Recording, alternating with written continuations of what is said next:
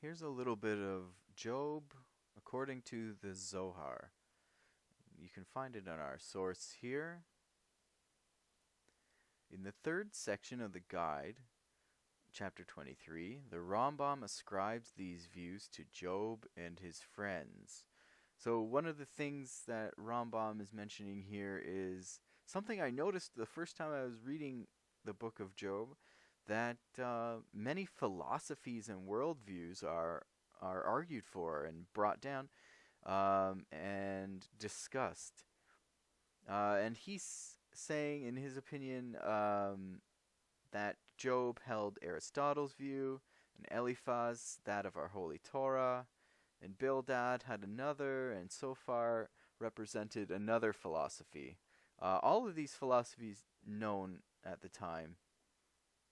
The Rambam says that Elihu's words were similar to the others, except his claim that an angel can occasionally intercede to pray for man and thus help him, as it is written, "If there be an angel with him, an interpreter, among 1,000, to show unto man his uprightness."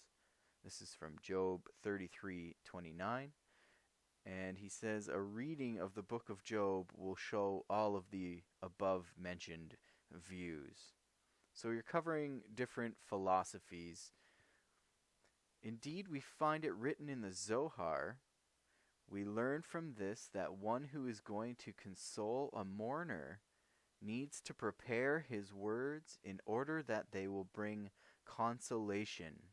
So the most important thing is that your words are chosen carefully so that they will console the person who is having a hard time. This is the most important thing. Being right or trying to make logical sense out of it isn't the most important thing in this situation. Job's friends spoke words of truth, but said nothing to console him.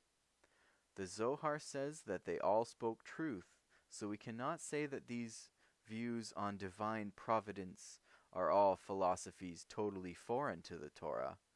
Indeed, the Zohar proves also that Eliphaz's view was not completely in harmony with the Torah either. Elihu, however, did offer a solution to the problem of theodicy, which is a righteous person who suffers and a righteous person who prospers and a righteous person who suffers. This is, as the Zohar says, Job was the son of a levirate marriage.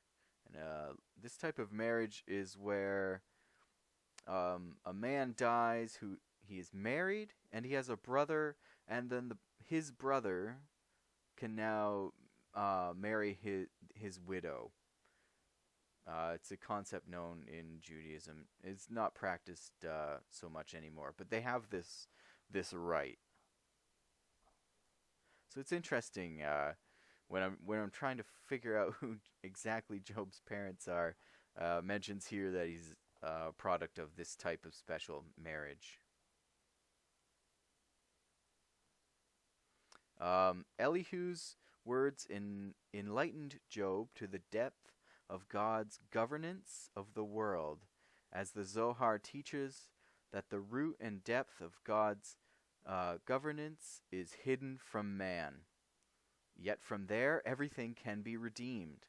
From a straightforward understanding of the statements of Job's friends, we do not see that they deny the idea of divine reward and punishment.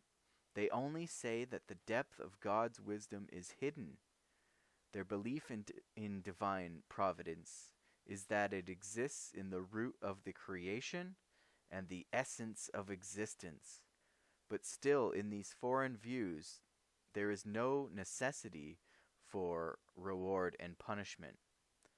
The centrality of reward and punishment is only in the Torah's view. The Zohar explains that with all of their words, none of Job's friends managed to console him, and therefore he did not accept what they said. It was only Elihu who managed to say something correctly, and therefore his words were accepted. Job immediately attained a level of prophecy in which God answered him. Very interesting. So like we said, Job and his friends, all prophets in their own right, and what's more interesting is that they're all cousins as well. You can find them all, the roots of them all, in Genesis 36.